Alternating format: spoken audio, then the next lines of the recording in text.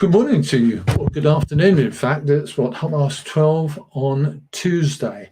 And as promised, I'm here to have a chat with you about Dockers wages. One of the things that I feel very privileged about is that I get to talk to a lot of people locally who tell me stuff. There's a lot, lot of stuff, news if you like, that I can't talk about quite often. And in this instance, I wanted to talk about Dockers wages for a long time, several days, because people keep telling me stuff. And until I get it straight, then bluntly, I'm not going to publish it because it's not possible. You can't just go around waving flags and saying this is what the case is. This morning I was down at the port to just make sure the guys were all right, really, because they're really supporting the strike action, as you know, and as I'm sure you saw this morning. And I was very interested to see a lot of people still attending after the first kind of mad rush of enthusiasm. And later on, I was wandering off to go and do the shopping, as you do, and a young man had a word with me and said, "I'm a docker. I know what you're doing and trying to do, and here I am to tell you a bit more." He actually is a working docker. He is on strike, and he wanted to tell me a bit more about what the docker's job is really like. Okay, so what's the question? I've got to just go back and have a look at people and say, "Good morning, Karen. I hope you can hear me now. Good morning, Tish.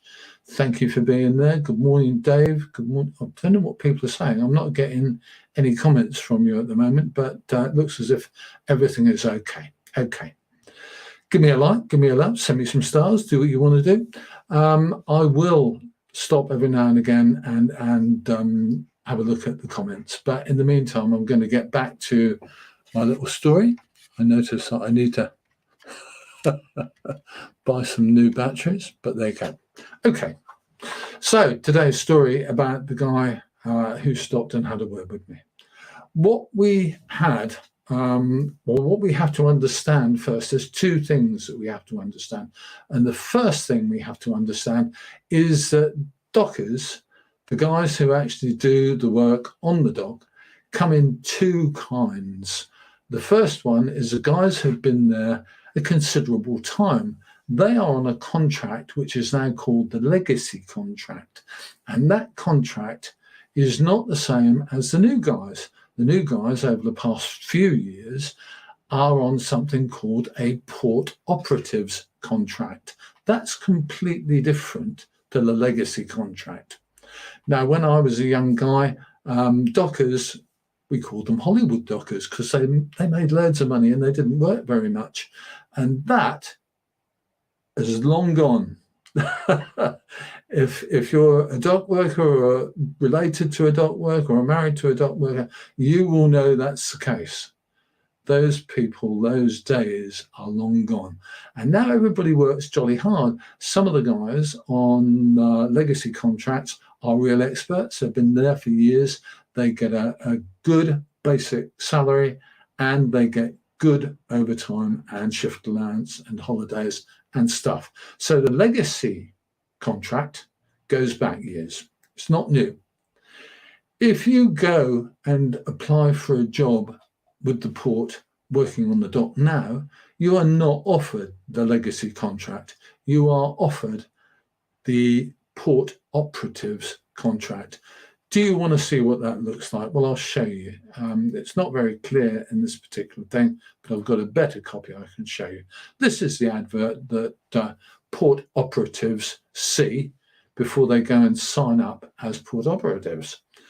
The pay is circa £31,000, including bonus and shift pay, with the 2022 pay award to be added once finalised. Now, let's get that one straight. This is a really interesting one. Let's get it straight in our heads. They say they're offering 31,000, but in fact, that includes bonus and shift pay. So let's go back again and look. So what have we got? We've actually got a job where the shift pay and bonus is kind of extra. And what you're really being given then is around £26,000 a year, because that bonus stroke shift pay stroke whatever amounts to £5,000. Okay, if you've got that in your head, that's what it is. It's around £5,000. So the actual basic pay for dockers is around £26,000. That's for new guys. Now, in fact, people go, oh, that's a lot of money in it for a new starter. Well, is it? In today's modern world, that's about 500 quid a week. That's before tax, before national insurance, before anything else. So, in fact, ain't brilliant, guys. And that's for a 42-hour working week. That's the contract that a new docker is offered. And the reality is that it's kind of an okay wage-ish, but you are required, if you want to earn the actual bonus, you are required to do a lot. Now, the young man I was talking to said, I've been working there for quite a long time and I've never got a full bonus. Why not? Well, because in fact, what happens is that there are lots of ways for the port to knock the bonus off. If you're sick, if you have COVID, then bonus goes. If you don't achieve targets, bonus goes.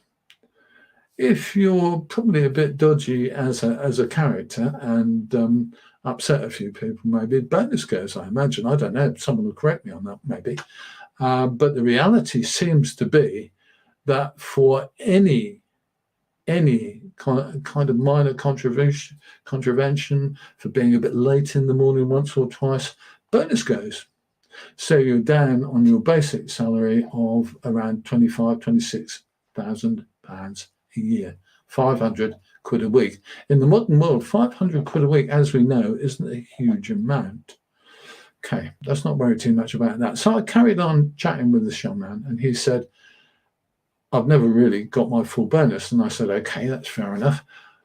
So tell me a bit more about it. And he said, well, if you drive a tug, internal tractors, they call them, if you drive a tug on the dock, you are targeted with the number of moves per hour. And he was saying that it's about 3.7 moves an hour. And that sounds okay, doesn't it? Hey, you've only got to do 3 or nearly 4 jobs every hour and you get your bonus. Well, not really, because point one, the machinery that you're using is quite old and some of the port's organisation is not particularly friendly. If you're in one place, it can take you maybe, let's say, 10 minutes to get to your destination, and then you've maybe got 10 minutes to get back. And if you're lucky, you can do that 3 times an hour, it's 20 minutes. But if you have to wait 5 minutes for the RTG when you're at the stack, and you have to wait 5 minutes to get on a crane when you're on the quay, then that's kind of halved your rate. Instead of doing 3.5 moves an hour, you're down to doing maybe 2 moves an hour. So it's not very easy to make your bonus, and they are looking for ways to actually knock off your bonus. The intention is that that bonus shouldn't necessarily been paid. That's the doc's viewpoint, let's be honest, and I think that's what they're looking for. We had let's just take a number on that, and let's take a comment from Graham, who says, remember, it's also 12 hours nights and weekend work. Graham, well, I'm a bit worried in case that was a docker who's going to get criticism from the doc. I'll read out. I think I'm going to read out future comments without actually putting them up on screen. I'm sorry about that, but I feel very shirty. I don't want to cause people problems with their jobs. Now, tell me if I'm getting this right. Do tell me if I'm getting it wrong too, because I don't want to make a mistake with this. We've all been listening on television or watching on television, Paul Davey, the port's communication guy, talking about dockers earning £43,000 a year on average. Go back to the bit that we were talking about earlier, And we're talking about that situation where £43,000 a year, some of the guys who are on the legacy contract, adding overtime, are doing a lot more than that. A lot of the guys, around half the guys who are on the port operatives contract, are doing a lot less. But they get overtime as well, so that builds up their money. So I can understand where the 43k comes from, Paul. I don't have a problem with understanding that. What I do have a problem with understanding is that's the average, but that's spread across two really very different groups of working men and women.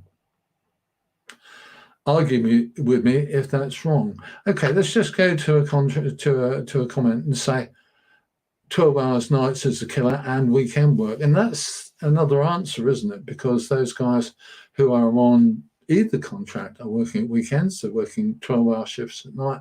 The whole thing is really quite hard graft.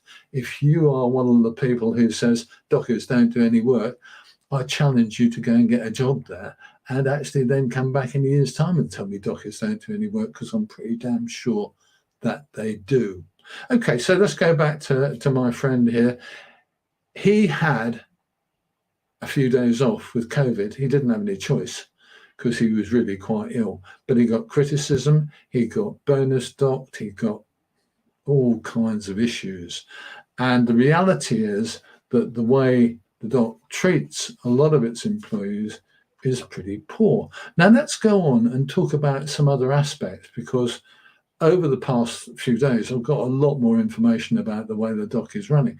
One of the things that all dockers, regardless of whether they're on the legacy contract or on the port operatives contract, have been telling me is that the machinery, the equipment they are required to use, is in poor condition and in many cases is 10 or 15 years old.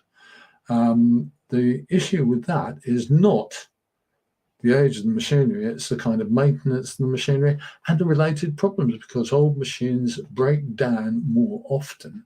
And if the machines break down, there go your targets. You're going along nicely, and the machine you're going to, maybe an RTG, has conked out. Or maybe there's something gone wrong with the NGen system, the port operating system, which we always used to call the Felixstowe fiasco. Maybe something's gone wrong with that. And that machine can't do its work. It can't load you up. You're sitting there waiting. There goes your bonus out the window. You can see it. So that's the picture I'm getting from the port and from the dockers. What I'm getting very clearly is that if you're an existing guy, if you've been there a long time, you're probably doing all right. You're still getting behind as far as inflation is concerned, which is why half the guys are on strike. But for another half of the guys, for about 50%, there's 50% split roughly between legacy contract and port operatives contract. For the port operatives, they are going down the tube just as fast as the rest of us guys, because they're on probably mostly a fairly flat month. So they're mostly getting around 25, 26k a year, not getting many hits on the bonus. Someone said to me that in a couple of years, the most of their bonus they got was, I think for half a year, was £1,100. Should have been £2,500 if the £5,000 bonus figure was correct, but it doesn't seem to be. Okay, bear in mind, I would like to get your comments. I promise not to read any names out unless I know they're safe to do so. So there we go. I hope I've summed this all up clearly and you can understand what I've been saying. Please do come back to me with a comment and tell me whether you have or have not got a clear picture from what I've been saying, because I want you to have. If there's any way I can make things clearer, I would be very happy to do so. And I can't do that in the absence of feedback. So come back to me, tell me whether I've got it right, tell me whether I've got it wrong. Let's have a look. Having worked in the port in tank storage, not as a docker, I've always said that different pay scales would cause problems at some point. Different pay scales cause problems. You're right. That man, you are right. They've got two sets of pay scales and they have caused the problem. I've got a comment that says, what a good broadcast. Well, that's really kind of you. Thank you very much. But please come back to me and tell me whether I got it right or wrong. So let's just run over that again and say, got two sets of pay scales in the doc. There's the guys who joined years ago, and they're grafting their nuts off. Let's not lark about and say dockers don't work, because these days, guys, dockers work. They've got two sets of pay scales. One set of dockers have been there years, and they're on that one. It's a legacy contract. The terms and conditions are better. They're not keeping up with inflation, but they're better. And the pay scales are better. The overtime rates are better. But we've got the other pay scale, which is port operatives pay scale. They get around 25, 26 grand plus 5 grand bonus if they're very, very lucky indeed. And that is the pay scale that people are being employed on now. Paul Davey and the doc are saying 43 grand on average, but that's across those two pay scales. I have to acknowledge in a really honest and straightforward way that the feedback I get from dockers says that people who are on the legacy contract work a lot of hours, have serious skills as port workers, are on a lot of money. There's no question, but they're doing jobs that are dangerous. They're doing jobs that are pretty scary. Me, I wouldn't want to stand up on top of boxes on top of a ship in the pouring rain or whatever. And there you go. I wouldn't want to do it. I wouldn't do that for any money. And I have been up on top of a crane, not at the Port of Felixstowe, but at other places. And let me tell you, that's pretty damn scary too. I've got a comment that says, thanks for putting this over so clearly. I didn't know the facts. Well, I hope I've got the facts right. And all I can say to you guys, dockers, if I've got it right, tell me and tell me now, because I don't want to mislead people in any way, shape or form. I think that, good. Okay, and I've just got a very nice confirmation from someone who says, thanks for telling the true story regarding the wages. Now, from my point of view, I hope that national broadcasters will pick up this. Knowing the way they work, I think it's quite unlikely. I've spoken to people from some of the national broadcasters, and I have to tell you that they're not really interested, are they? Because they're big time guys and they're important and their story is important. But as soon as they walk away, it's done with. So any more comments? I haven't got long because I want my lunch. I'm an old geezer. I'm allowed to go for lunch. But let's just check this out. Okay, there's another comment. I want more comments. The more comments you give me, the more information I can get, the better, because we can get the truth out there, because the truth is important. We get spin all the time in this business, as you know, and the Port of Felixstowe, can I say this? The Port of Felixstowe are expert spinners. They've got all the resources. They've got some good people working for them, and they do their best to spin the story their way. Okay, let's just read some of those comments. So someone just said, well, hi, port ops or legacy worker, we work as a team. No, I believe that's true. £43,000 a year includes staff from the same union. Right, okay, thank you. And the starting grade can be around £48,000. I'm not quite sure what that means. Staff are very top heavy. Okay. Someone else says the only way I would get 43,000 is by doing by working double weeks. Okay. The only time I've ever had off at the port is due to two operations. Both times I lost huge chunks of withheld wages. All I got told was that there's nothing I can do. What a great way to treat your staff. Let me be honest. Here is someone who's not a docker, so I know I can put his name up. Vince, They work 4 on 4 off, which means they're working about 6 months a year. I believe they also get 4 weeks holiday and all bank holidays. I have to tell you that isn't entirely true, mate, because the working time, the base working time in the UK is a 40-hour week. In those 4 shifts on and 4 shifts off, they work a minimum of 42 hours. That's a week's work. Whether you work it in 4 days or 6 days, 42 hours is in the UK a week's work. I'm going to say that comment is pretty unfair. Okay, someone else said, I understand that dock workers kept going through COVID too. Yeah, it's true, they did. And the other thing that was really interesting that I got from a dock worker the other day is that they weren't allowed to use any of their kind of comfort facilities to have their breaks. They had to sit in their car.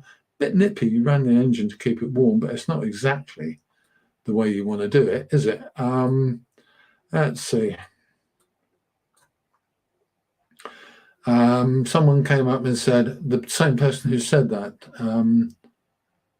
right, I'd also like to add, in my opinion, strikes don't benefit anybody. That's my opinion. That's a fair enough opinion. In this instance, there you go. Let's see, what else have we got?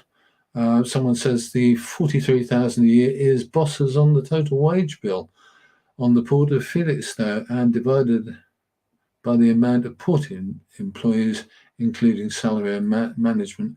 I don't know if that's true or not to that poster. Interesting question, don't it? I got a message from Leamington Spa. Solidarity to the dockers, a Royal Mail worker also striking soon. And let's see, 100% support, however. Oh, sorry, 100% support. However, whilst dockers are losing money, owner drivers like me are losing out as well. Yeah, I mean, I understand that. And someone else asks, who is being greedy? £100 million to shareholders, not the people who work all hours to get the shareholders the huge payouts. True, isn't it? If you have a day off sick, you don't get paid for that day, but you also lose money from your withheld wages. So in theory, you're losing 2 days paid for just one off sick. Someone here, I don't agree with strikes, but I don't understand the full story of the port. I hope you understand a little bit better now. And what about our flexi weeks? Sometimes we can work 70 hours a week. No mention of that. No, you get paid for it, I guess, but the reality is how you get paid and how you get looked after for doing those hours. Let's go on that then. Right. Right. 4 on, 4 off. Right. I think I understand this comment. 4 on and 4 off for a month, and then a month of flexible shifts, which could be 6 12-hour shifts in 1 week.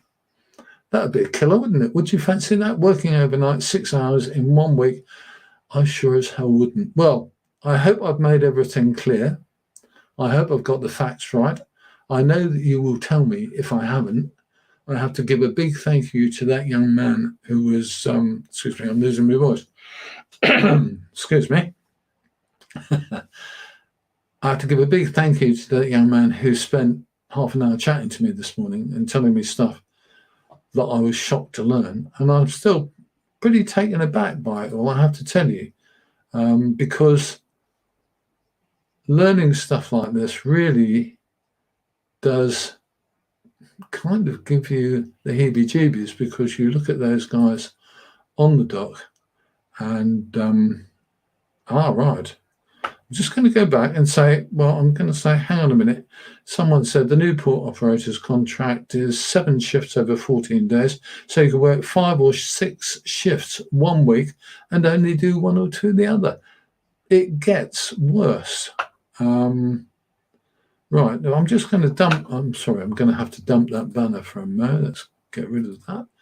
Okay, because we're still getting stuff coming in, and I don't want to mislead you by giving half the story.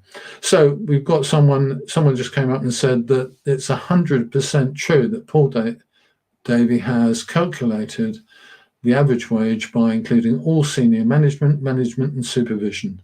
Someone else says, corporate greed is not acceptable. Someone else adds, unless you're paying back shifts owed. Now, I don't really get this shifts owed concept, but I think you can have been paid money for shifts that you haven't done, and then you have to work those shifts to kind of catch up. You're not working the shifts free because you have been paid for them, as I understand it, but it's kind of, I don't quite understand how that works, and perhaps at some point someone will tell me. Okay, there we go. I think we kind of cracked it. As I say, I hope that this has kind of made some sense to you and made a decent explanation of how the system works down at the port. The more information we can get, the more we understand things. But my personal feeling is that with the way inflation, I see. Right. An owed shift is for something like a closed for high winds period. They're paid for the shift, but they're paid for the shift, but you owe them the shift. Okay, there's another one that's come in, which is a question about how many hours you work to someone else. But sadly, I can't address that here. Please, ladies and gentlemen, do note that I'm not really going to take a lot of kind of conversational pieces on this. Right. Oh, I see. Right. Okay. We're getting stuff all the time, aren't we?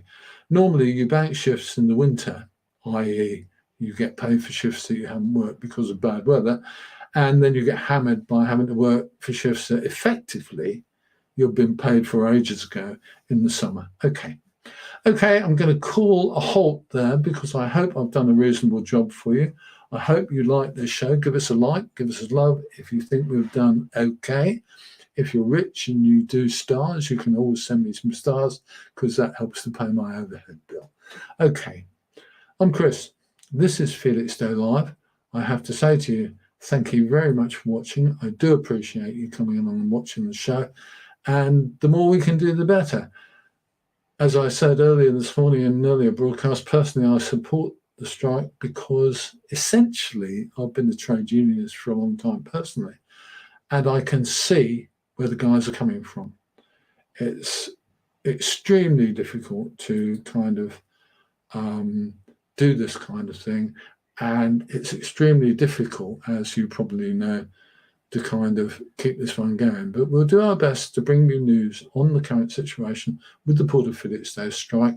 We do get news from both sides. We publish anything that we can do that kind of illuminates things and that we can support as a factual report. We report from Unite the Union when we get information from them, and we report from the Port of Felixstowe when we get information from them. But we also want to get to the facts that neither party may be telling us. I don't know. So get in touch. You can send me a direct message anytime on Facebook, and I promise to read it. If it offends me, I might not answer back. But there you go. Okay, I'm Chris. This is Felixstowe Live. And we do our best here to try and bring you local news that's up to date and correct. All I'm going to say to you now is that's me for the day. I'm going to do a few little jobs later on today, and and then I'm going to have a relax. Okay, take care, folks. I'll see you.